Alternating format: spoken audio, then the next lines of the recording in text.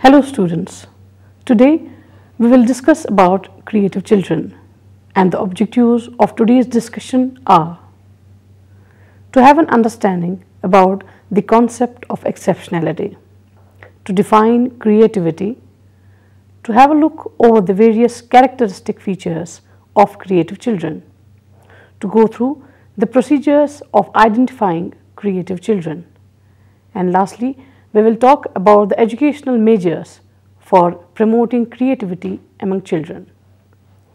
The term exceptional means different things to different people. Some use it when referring to the particularly bright children or the child with unusual talent. Others use it when they refer to any typical or deviant child. Talford and Sorey in 1972 said, "To exceptional is to be rare or unusual."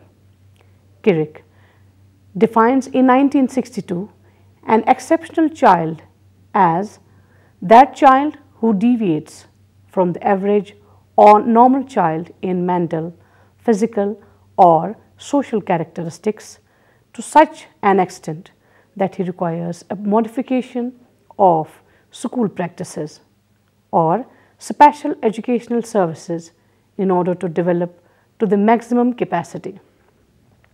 Cruikshank in 1974 also holds similar view when he defines an exceptional child as a child who deviates intellectually, physically, socially or emotionally so much from what is considered to be normal growth and development that he cannot receive maximum benefit from a regular school program and requires a special class or supplementary instruction and service. Exceptional children are of various types, such as the gifted children, children with creative talents, children with learning disability, physically challenged, children with mental retardation, etc. Creativity in its simple literal meaning stands for the ability or capacity of a child to create or produce something. In such a sense, every one of us may be said to be a creator in one or the other aspects as we remain engaged in creating or producing some or the other things in our life. To say that such creation or production on one's part should appear somewhat different. But this also is a quite relative thing based on one's perception. Creativity involves divergent thinking and refers to originality, fluency, flexibility and elaboration. It is a process of becoming sensitive to the problems, deficiencies, gaps of knowledge, missing elements and so on. Identifying the difficulties, searching for solutions, formulating hypotheses about the deficiencies, testing and recasting them, and finally communicating results. Creativity basically concerns with the new products or contributions in any discipline or field of study. Let us quote some of the definitions on creativity. As far as Skinner is concerned, he said in 1968, "Creative thinking means that the prediction and inferences for the individual are new, original, ingenious and unusual. The creative thinker is one who explores new areas and makes new observation, new predictions and new inferences." Papalia and Alls in 1993 said, "Creativity is the ability to see things in a new way, to see problems that no one else may even realize exist, and then come up with new, unique and effective solutions to these problems." It involves divergent thinking, that is, the ability to come up with new and unusual answers.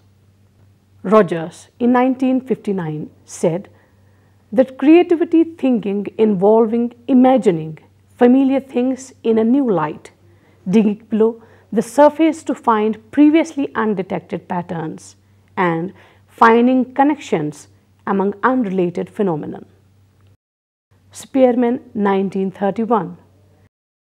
Creativity is the power of the human mind to create new contents by transforming relations and thereby generating new correlates. Characteristic features of creative children. Barron has deeply studied creative people and has prominently described their characteristics as: creative children have the ability to concentrate several thoughts at one time. They show self-dependence in decision making. They have preference to complex incidences. They possess self-determination. They can synthesize scattered facts and have high level of energy. They do not care about obstacles and have freedom to concentration. Torrance conducted a survey on the characteristics of creative children, and he came up with these characteristics as: courageous in convictions. The creative child shows conviction in his belief and values. He can go beyond socially conformist behavior. Curious. The creative child is curious to know more and more about his environment. Independent in judgment. The creative child can take independent judgment in crucial matters. Independent in thinking.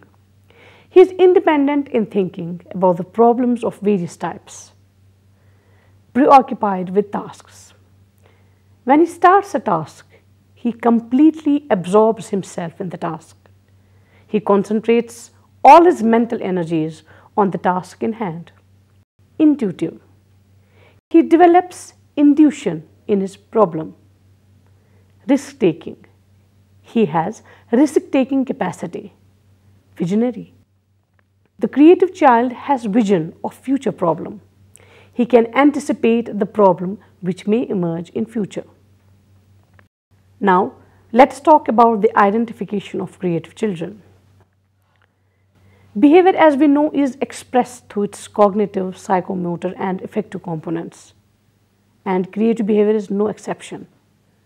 Consequently, a child is creative to the extent to which he demonstrates creative potential in his thinking, action, and feelings. For a total assessment of his creative behavior, we have to apply a multidimensional approach involving the use of the available creative testers and the multiple non-testing devices like observation, interview, rating scale, personality inventory, situational testers, etc. All these measures involved in a comprehensive evaluation of one's creative potential may be broadly categorized as testing and non-testing devices. Testing devices. In the testing device category, we may include two types of standardized tests. Tests that provide a direct measure of one's creativity, that is, the remote association test. Tests that provide an indirect measure of one's creativity by evaluating elements comprising creativity.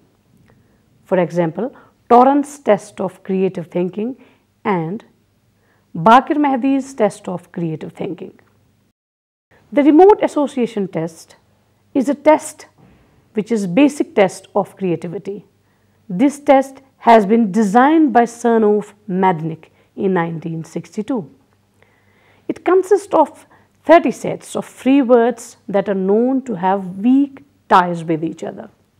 The child appearing for this test is now asked to find a fourth word that seem to be related the other three. In this way, attempts are made to test one's ability to establish remote relations.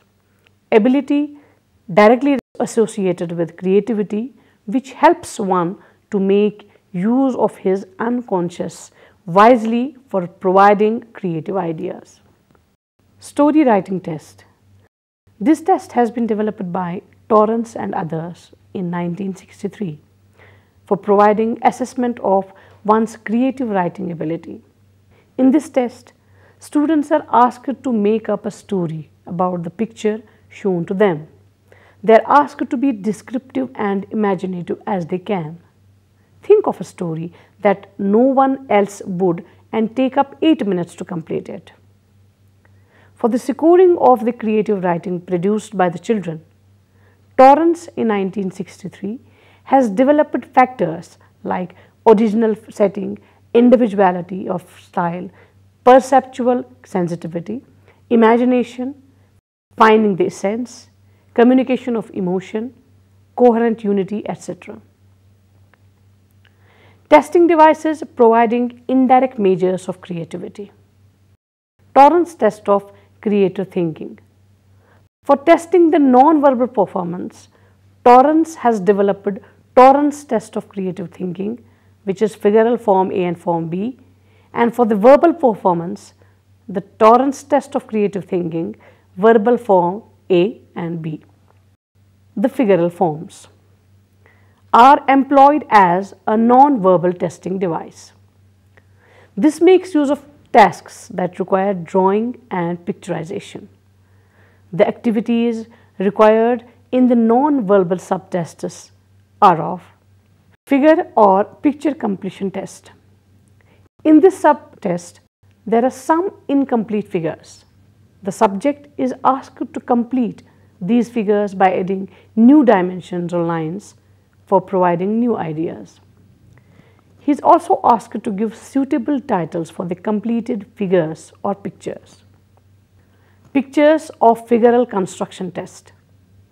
In this subtest, the subject is provided with a piece of colored paper cut in a curved shape and asked to think of a figure or a picture of which these pieces of paper may be a part.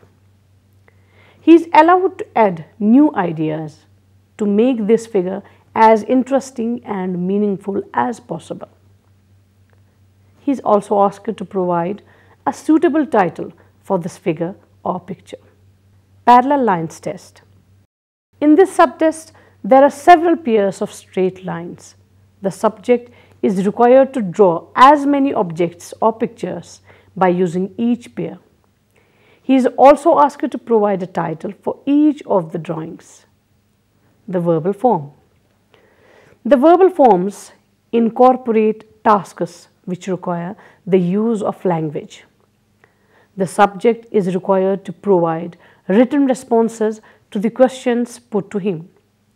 Some of the verbal activities asked to be performed are asking type. In asking type of activities, the subject is encouraged to reveal his ability to perceive all things which are not normally perceived by others. The help of some pictures may be taken for this purpose. In these activities, the subject may also be asked questions that would enable him to fill in the gaps in his knowledge. Guess causes and guess consequences type. Both these guesses type activities are aimed at revealing the subject's ability to formulate hypotheses concerning cause and effect.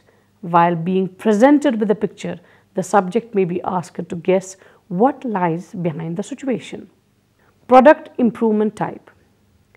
In these activities, the subject is asked to suggest ways and means of improving a toy, a machine, or some other such product to make it as interesting and useful as possible. Non-testing device. In the non-testing device category, we may include the following types of measures. Non-testing measures for judging creative potential. Non-testing measures for judging creative outputs.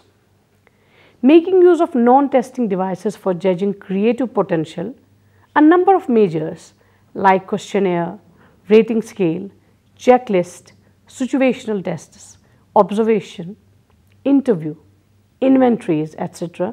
may be utilized for the assessment of one's creative potential. All these measures usually make use of the research-based characteristics typically involved in a creative behavior or personality. Observation and interview techniques. In adapting observation as a technique, either one has to observe one's behavior in a naturalistic condition or in the controlled conditions where a problematic situation gets created for studying the responses of the individual. Perhaps the most common use of this approach may be in the classroom or other learning working situations, where teachers or professionals trained in observation are asked to rate their students after having observed them in a wide variety of circumstances. Interview is a face-to-face interaction between the respondent child and interviewer. The child may be asked to respond a number of well-thought questions, quite indicative of the presence or the absence of child's creative potential, or may be asked to attempt the situation of a problem of which he or she has no special knowledge. Making use of non-testing devices for judging creative output. Here, attempts are made to have an assessment of one's creativity on the basis of the worth of one's creative output. We make the use of their three categories: 1. Novelty, 2. Resolution, 3. Elaboration and synthesis, along with their respective attributes as criteria of assessing one's creative output. Novelty is to be assessed in terms of the original, surprising and germinal attributes. Resolution is to be assessed in terms of the valuable, logical and useful attributes. Elaboration and synthesis are to be assessed in terms of the organic, elegant, compel, understandable and well-crafted attributes. Now, dear students, let's have a look over the educational measures which will promote creativity among children. School environment which may provide ample opportunity for freedom of thought and other enterprising activities may be a great factor. The teacher in classroom and outside the class may encourage the spirit of scientific inquiry in students. Elaboration. One important aspect of creative thinking is elaboration. The individual is provided with skeleton outline of a problem, and by use of his imagination he completes the problem. This process of elaboration gives an opportunity to the individual to develop his reasoning, thinking and problem solving abilities, which are very important ingredients of creativity. Use of analogy. Sometimes children fail to understand problems directly, but when that problem is taught with the help of comparable situation, it becomes clear and understandable. The teacher should make use of analogies to clarify difficult concepts in teaching, thinking over consequences. Children should be encouraged to think on the consequences of an action. The mental exercise will be helpful in the development of creative thinking. Divergent thinking. Children should be encouraged to think of different approaches to a problem. Divergent thinking develops creativity, encouraging self-trust. Teacher should encourage pupils' confidence and respect for their own ideas. He should reward their creative thinking through treating questions with respect, showing respect for imaginative ideas, and encouraging and valuing self-initiated learning. Encouraging studying masterpieces. Teachers should encourage the pupil to study masterpieces and work for original productions and produce new and better form of expressing experiences. Being a creative person oneself. There is truth in old axiom that what a teacher does speaks more loudly than what he says. The teacher, who is himself still wondering and learning and still trying his best to know the unknown in his subject field, gives pupil a creative model to follow. creative resources of the community. Creative resources of the community should be effectively utilized. Creative artists, scientists, and creative persons from other fields may be invited to school.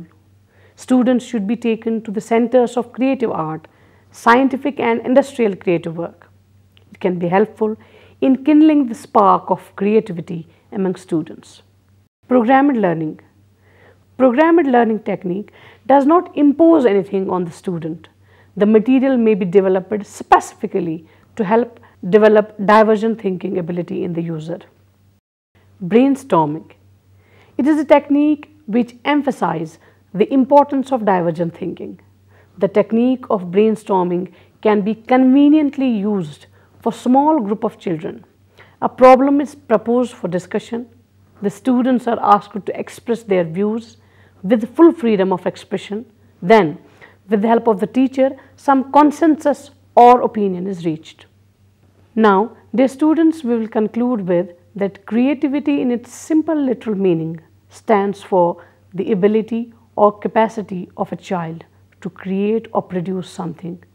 Although every one of us is endowed with some aspect of creativity, its distribution is neither equal nor universal, and some individuals have greater creative potential than others. Behavior, as we know, is expressed through its cognitive and affective components, and creativity behavior is no exception. Consequently, a child is creative to the extent to which he demonstrates creative potential in his thinking, action, and feelings. For a total assessment of his creative behavior, we have to apply a multidimensional approach involving the use of the available creative tests and the multiple non-testing devices. I hope you have understood today's topic. Goodbye.